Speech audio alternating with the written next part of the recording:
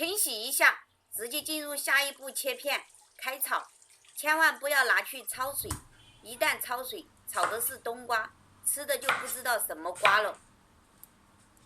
将冬瓜切片，切3至5毫米厚。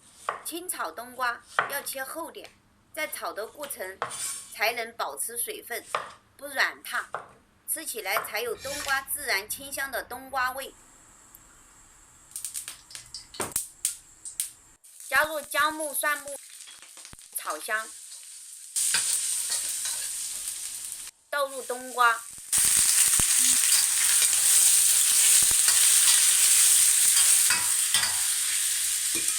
加1勺盐，1勺白糖，1点酱油，2滴蚝油，少许胡椒粉。清炒冬瓜不需要加过多别的调味品，不然炒不出冬瓜原味。圆锅边加点水，焖2-3分钟，撒点葱花，翻炒几下，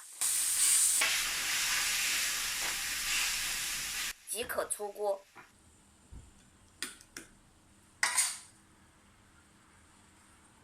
清香脆口、冬瓜味十足的清炒冬瓜就做好了。